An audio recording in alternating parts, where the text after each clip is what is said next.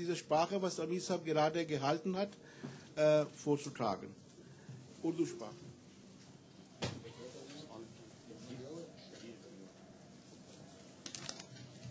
السلام علیکم رحمۃ اللہ.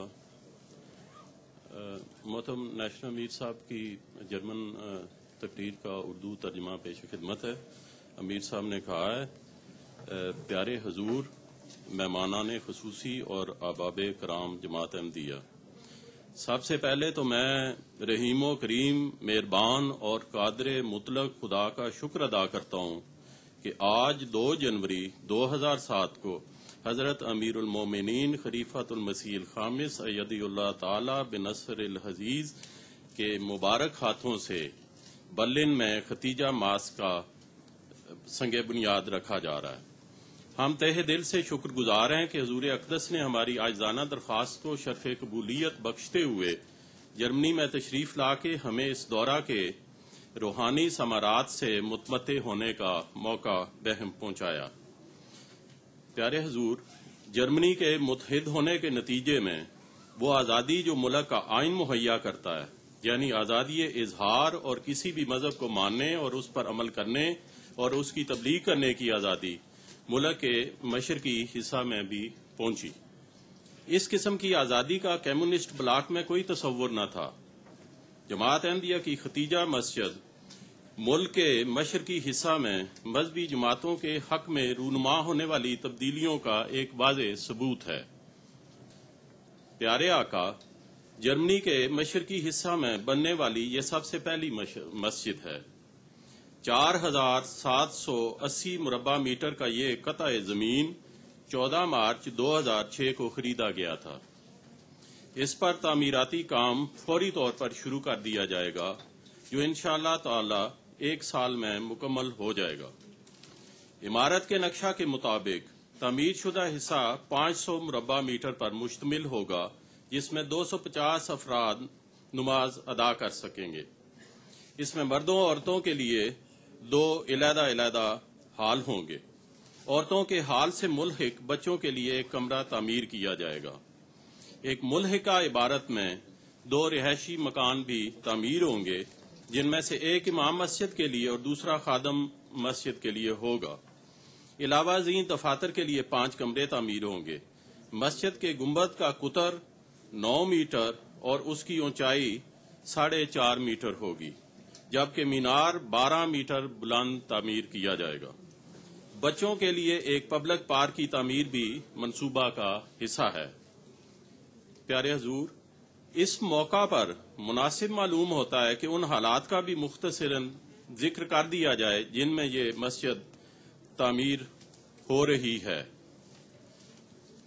سیدی، ابتدا ہی سے ہمیں شہر کی انتظامیہ اور متعلقہ شعبہ جات سے بہت عمدہ تعاون حاصل رہا ہے، جس کے لیے ہم ان کے تہ دل سے شکر گزار ہیں. اس کے بعد امیر صاحب نے شہر کے سابقہ میئر اور موجودہ میئر کا ذکر فرمایا ہے کہ انہوں نے قانون کے مطابق بڑا واضح موقف اختیار کیا اور ہمیشہ منصفانہ رویہ اختیار کیا اور مدد کے لیے کمر بستہ رہے.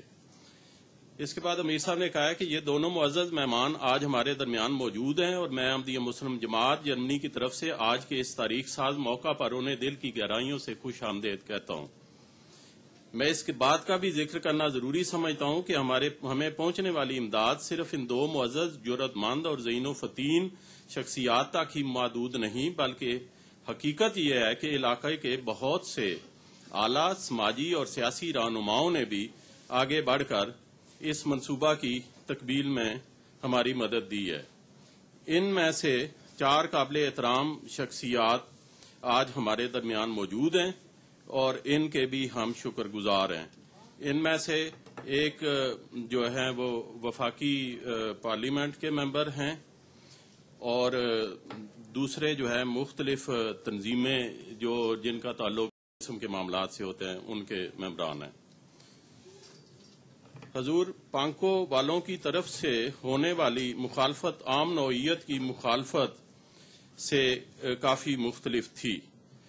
جو مخالفت اس سے پہلے ہم سامنا جس کا ہم کرتے رہے ہیں یہ اس سے مختلف تھی، کیونکہ یہ زیادہ بلند آہنگ اور اس کا تذکرہ نہ صرف سینکڑوں جرمن ذرائع ابلاغ میں ہوا بلکہ دنیا بھر کی اخباروں میں اس کا تذکرہ ہوا۔ جب ہم ذرا گہری نظر سے صورتحال کا جائزہ لیتے ہیں تو یہ حقیقت ابھر کر ہمارے سامنے آتی ہے کہ اس مخالفت میں کئی ایک عوامل کار فرما تھے۔ یہ ہرگز ضروری نہیں کہ یہ سب عوامل مذہبی ہی ہوں یا پھر ان کا تعلق جماعت احمدیہ سے ہو۔ حقیقت یہ ہے کہ ان میں کافی حد تک سیاست بھی ملوث تھی، اور ایک مسجد کی تعمیر کا سادہ سا مسئلہ کو خام خواہ جذباتی رنگ دے کر سیاسی مقاصد کے لیے استعمال کیا گیا۔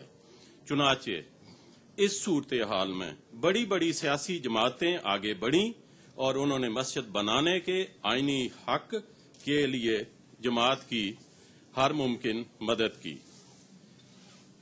یہ بھی بہرحال ایک حقیقت ہے کہ جرمنی کے متعلقہ حکام جماعت احمدیہ کو ایک ایسی بے ضرر اور امن پسند جماعت قرار دے چکے ہیں جس کا مذہب کے نام پر قانون شکنی سے کسی قسم کا کوئی تعلق نہیں ہے۔ اس کے باوجود بعض کینہ پرور لوگ بڑی باقاعدگی سے جماعت کے خلاف مہم جاری رکھے ہوئے ہیں۔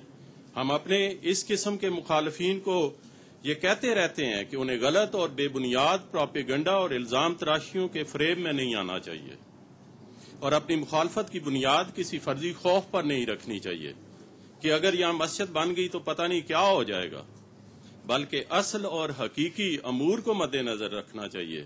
اور حقیقت یہی ہے، اور یہ ایک بین حقیقت ہے، کہ جہاں کہیں بھی احمدیہ مساجد تعمیر ہوئی ہیں ان کی وجہ سے وہاں کے باشندوں کو کسی قسم کے مسائل، دشواری اور مشکلات کا سامنا نہیں کرنا پڑا۔ اس کے برعکس مساجد نے وہاں ہمیشہ بین المذاہب روابط، امن اور بھائی چارے کی فضا کو فروغ دینے کے لیے نہایت ہی مثبت اور تعمیری کردار ادا کیا ہے۔ حضور، دونوں الیکٹرانک اور اخبارات اور رسائل کے ذرائع ابلاغ نے ہماری اس مسجد کے منصوبہ کی کافی تشہیر کی ہے۔ اگرچہ بعض اوقات ایسی باتیں بھی اخباروں کے رونق بنتی رہی ہیں جو پوری طور پر درست نہ تھی، تاہم عام طور پر ان کا رویہ منصفانہ اور غیر جانبدارانہ رہا ہے۔ ہم پورے یقین سے کہہ سکتے ہیں کہ بلا مبالغہ سینکڑوں اخبارات اور رسائل اور بہت سے ریڈیو ٹیلی ویژن چینل مسجد کے بارے میں خبریں دیتے رہے ہیں۔ ذرائع ابلاغ کی اس بہت شدت اور زور سے کوریج کے نتیجہ میں مسجد کی تعمیر کے مسئلے کے مباحثہ میں شدت ضرور آئی، البتہ اس کا ہمیں یہ فائدہ ہوا کہ مخالفین کے بے بنیاد الزامات کے مناسب جواب دینے کا ہمیں موقع میسر آ گیا۔ حضور، برلن کی جماعت کم و بیش 200 افراد پر مشتمل ہے، لیکن یہ بھی کوئی کم فعال جماعت نہیں ہے۔ پوری کی پوری جماعت بڑی گرم جوشی سے عام لوگوں کو جماعت کے بارے میں، ان کی تاریخ، قیام امن اور انسانی اقدار کی حفاظت کے حوالے سے اس کے بھرپور کردار کے بارے میں معلومات مہیا کرتی رہتی ہے۔ افراد جماعت اپنے مخالفین سے ملنے اور ان کی غلط فہمیاں دور کرنے کی کوششوں سے بھی نہیں ہچکچاتے۔ یہاں کے امام مکرم عبدالباسط طارق صاحب لوگوں سے ملنے، انٹرویو دینے، شہر کے حکام اور سیاسی شخصیات سے روابط رکھنے میں دن رات مصروف رہتے ہیں۔ اس کا نتیجہ یہ ہے کہ جماعت کا نوجوان طبقہ بھی اس حوالے سے ان کی مدد میں اپنا بھرپور کردار ادا کر رہا ہے۔ اکثر یوں بھی ہوتا ہے کہ مسجد بن جانے کے بعد سخت ترین مخالفین بھی احمدیوں کے دوست مان جاتے ہیں، کیونکہ ان کو احمدیوں کا بہتر تعارف ہو جاتا ہے۔ ہمیں امید ہے کہ اس مسجد کے بن جانے کے بعد بھی یہی صورتحال ہوگی۔ آخر میں امیر صاحب کہتے ہیں، کیونکہ شہر کی انتظامیہ کے نمائندگان بھی یہاں موجود ہیں، اس لیے میں اس موقع سے برلن کے باشندوں کو یقین دلانا چاہتا ہوں کہ ہماری یہ مسجد علاقہ میں امن، پیار و محبت، باہمی ہم آہنگی اور موافقت کی ترقی کے لیے بہترین کردار ادا کرے گی، اور کسی بھی صورت میں اس شہر میں کسی کو کسی بھی قسم کی تکلیف اور دل آزاری کا موجب نہیں ہوگی۔ آخر میں اپنے پیارے حضور انور سے نہایت عاجزی سے درخواست دعا کرتا ہوں کہ ہمارا رب و کریم اور مہربان خدا تعالی ہمارا ممد و معاون رہے، تاکہ ہم کسی مشکل کے بغیر ختیجہ مسجد کی تعمیر کے مراحل مکمل کر سکیں، اور ایسا ہو کہ وہ ان دلوں ان لوگوں کے دلوں کو بدل دے جو سراسر نا انصافی کی راہ سے اس